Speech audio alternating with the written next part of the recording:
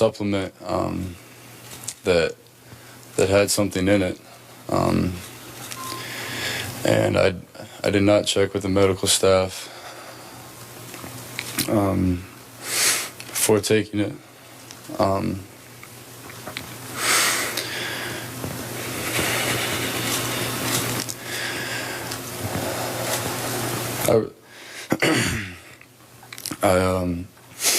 I really hope that that people can learn from this, learn from my mistake, and I'm really sorry to everyone. I'm just really sorry. That was Florida starting quarterback Will Grier suspended for 1 year after testing positive for a performance-enhancing drug. And as you just heard, he said he took an over-the-counter supplement. Skip, what's your reaction to that apology? Stephen A., my reaction is I have a problem with it. And I realize Will Grier is a young man. He's a student athlete. But let's be clear about this and honest about it. He's also part of the billion-dollar business, the highly publicized business that is college football. And if he's, as he says, I really hope that people can learn from this. If that's what you think, Will, then you need to come completely clean here. You need to give us details. You can't skirt this issue. You got to lay it on the line, because being as vague as you were in your explanation, in my mind, just creates more doubt. He did say, as Molly points out, that he took an over-the-counter supplement that had something in it. Some news outlets reported that something was this. We reported here at ESPN that's not it. So I have no idea what it was. I don't know, Stephen A., but I would like to know. And I believe if Will Grier really wants us to learn from this, he should come clean with the details of, I went to GNC and bought this product which had this in it, or I went to Vitamin Shop and bought this product that had this in it, or I went to my neighborhood supplement store and I bought this product that they sell over the counter, and mistakenly I didn't clear it with my medical people at the University of Florida. It had this in it. Do you know how many times I've heard this explanation, which has often been an excuse? This is getting age-old now. I've heard it way back to Jim Miller when he was with the Chicago Bears back in the late 90s. It's becoming an age-old dodge in all of sports, and I consider this partially professional sports. Just come clean. Just say, this is what I did, because now I have to wonder, because Will Grier came to Florida a year ago at about 177 pounds, reportedly. Will Grier now, by their program that they give out at Florida, weighs around 200 pounds. Well, that could be just natural growth. I don't know what he did. I mean, he's maturing into a man. I get all that. I'm sure he's attacked the weight room. Love all that. There are some supplements you can take, and there are obviously some things to level the playing field you just can't resort to. And now I don't know exactly what he used, and I don't see why he couldn't say, you know what, I used this and I screwed up because I should have checked about that one little substance that was just part of this supplement. It does happen. It could have happened. Just come clean and tell us exactly how it happened so you don't leave us with more doubts. I echo your feelings in terms of the details, what you require, what you think he should be more open about it. But I don't have the problem with him that you have. And the reason why I don't have the problem with him that you have is because you consider this partially professional sports. I certainly would refute that adamantly and emphatically when it comes to the athletes themselves. It's anything but professional sports, because these brothers need to be paid some stipend or whatever, and that is not happening. Having said all of that, that's not the issue. The issue clearly here is deception, because why wouldn't you go to the medical staff at Florida and let them know what the deal is? He made a mistake. My problem is, Skip, is that it doesn't negate the fact that I think the NCAA is incredibly excessive with this penalty, because in the NFL, we just saw Antonio Gates come back. We saw Martavis Bryant come back. 4-game suspension. Yep. Sheldon Richardson with the marijuana and the weed and all of this other stuff. He was going for 4 games, and they haven't even addressed. They're driving 143 miles an hour with a 12-year-old in the back seat. There are so many things that happen with these professional athletes, and they're only getting 4 games. How do you, as an institution, when we're talking about dealing with kids who you don't pay, will not allow to get any kind of representation whatsoever to represent them, then turn around and punish them for an entire calendar year?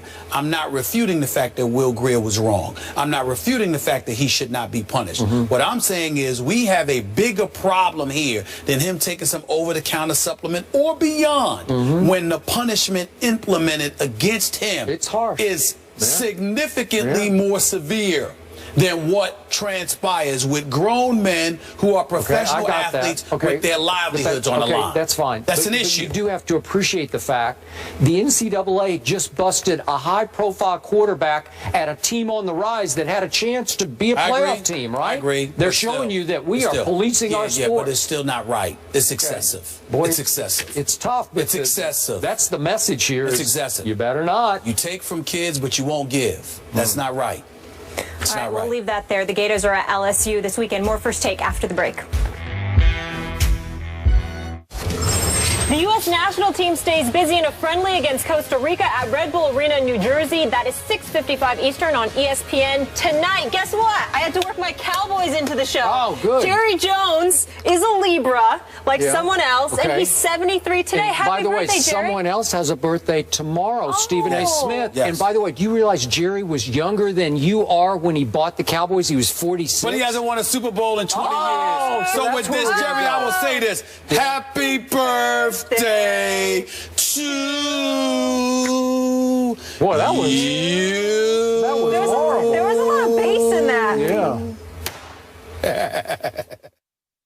Bell seeking space. Bell trying to go over the top. He fights to the goal line. He's in for the touchdown at the gun. The Steelers win. With the second walk-off win in the history of Monday Night Football, the Steelers improved to 3-2 and trail the Bengals by 2 games in the AFC North. Stephen A., can your Steelers catch the Bengals? Skip Bayless, Molly. No, they cannot. I don't think my Steelers can catch the Bengals because, you know, being 2 games back, I think they'll split with Cincinnati this year. I don't think they'll lose both games to Cincinnati, but I don't think they'll win both games. And then I think about the Steelers' hellacious schedule. I think their only shot is that they've got a 3-game home stretch coming up after they play Arizona, I believe, where they've got Cincinnati, Oakland, and Cleveland at home in Pittsburgh. They've got to win all of those games. But look at the rest of their schedule. I mean, we're talking about the bye week in week 11. Then you're at the Seahawks. You're home against the Colts. You're at the Bengals. You're home against the Broncos. And then you close out the season at Baltimore and at Cleveland, which, by the way, are going to be 2 tough games. I just think of that mindset when I compared that to Cincinnati's schedule. I'm just looking at it right now. I guess Buffalo will be tough this week. We'll see what happens. But obviously, Cincinnati can win that game. You're at Pittsburgh. Then you got Cleveland, Houston at home. Those are wins to me. You got a road game against Arizona, which is a toss-up. You're home against St. Louis. That's a win to me. You're on the road against Cleveland. That's a win to me. You're at home against Pittsburgh. If you lose at Pittsburgh, you'll beat Pittsburgh at home. You're on the road at San Francisco. I think that's a win. You may lose to Denver in Denver, but then you got Baltimore on your home turf. I just find Cincinnati's schedule to be easier, combined with the fact that they already have a 2-game advantage. And I expect Big Ben Roethlisberger, regardless of the reports as to how he might be ready next week, I expect Big Ben Roethlisberger to be gone for the next 2 weeks. That's just my expectation. I think him coming back a little bit earlier than that is a bit risque. I don't think they're going to take that risk with about 8 to 9 games left on the schedule once he returns. I don't think they're going to jeopardize that by bringing him back a week too early. So I look at it from that perspective, and I just don't see how the Steelers are going to be able to catch Cincy. If Cincy's schedule was tougher, that would be different. But because I find their schedule to be easier than Pittsburgh's, and Pittsburgh already being in a hole 2 games, I think that I have to roll with Cincinnati to hold on to this division and for the Steelers to gather a wild card victory. So is your gut that Ben would miss the next 2 games? Yes. or come back for the game at Kansas City? No? I think he'll be gone for at least the next game, probably the next Probably two games? I say definitely the next game, probably the next two. Okay. If you're right about that, there is no way they're going to catch the Bengals. And this is no disrespect to Michael Vick, who had such a great close to that game last night, but I don't think they can teeter through the next two games with Michael Vick as the quarterback, because he's going to hit and miss and hit and miss. I don't think they can beat Arizona with Michael Vick. I don't think they can win at Kansas City with Michael Vick. That's just me. I do think Ben could win those games. And from just watching Ben throw before the game last night, again, they said he's never worn a knee brace before, but I will bet you if it were left up to Ben, which it probably will not be, but if it were left up to Ben watching him throw last night, I'll bet you he wants to play against Arizona.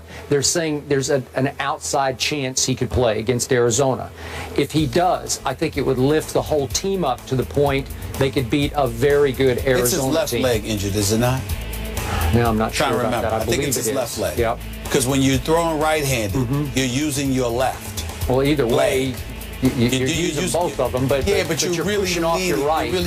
Well, if you're right-handed, you're actually using your left leg to fling that football. You're actually using your left leg. Right. And so for me, when I look at it from that perspective, I think that leg has to be healthier. And I think it's risky. That's right. It is his left leg. So if you're throwing right-handed, but your plant leg you're planting your left leg. No, you're throwing off your right leg. No, you're not. It's your left.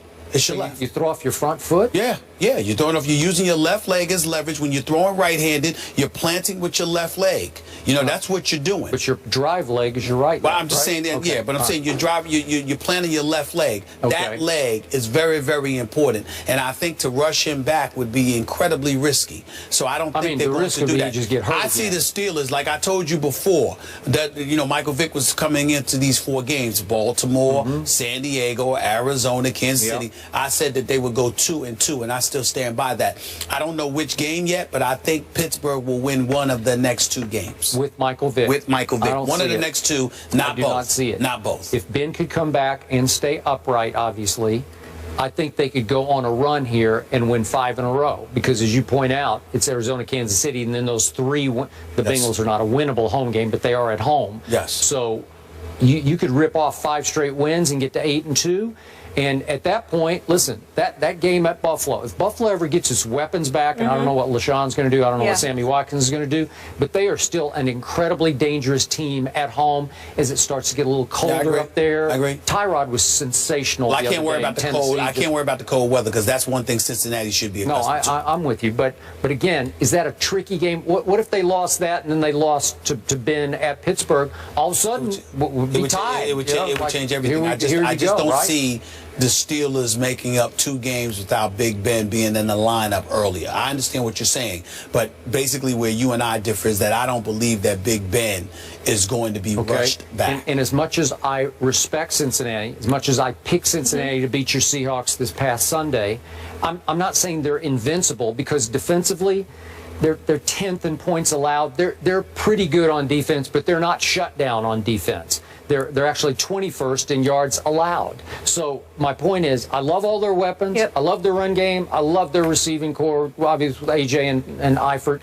But still, can you bet on them in the postseason, Skip? But no, I'm just confining it to the rest of the regular season. Can you bet on them to go what? 16-0? No. Yeah. Can you bet on them to go 14-2? No, you can't. They're going to lose it. They have to go to Arizona and go to Denver. But can you bet on the Steelers going 13-3? No, I don't see Cincinnati losing more than 3 games this year. Really, boy, at Arizona, at Denver. The way that they're playing, I don't see them losing more than 3 games this year. I just want to see if they can get over the hump in the postseason. Well, that's what I'm saying. It means nothing. I'll give them all the respect and the credit in the world for what I think they're going to do in the regular season, because I think Cincinnati is incredibly talented.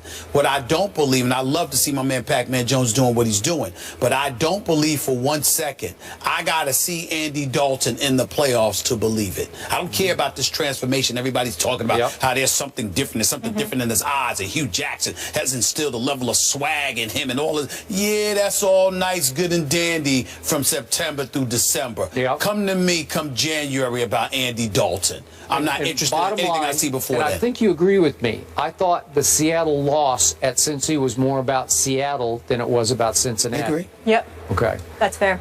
All right, moving on, we go back to college. Charlie Strong gets a big win, so is his hot seat cooling off? We'll discuss the Longhorns when we come back.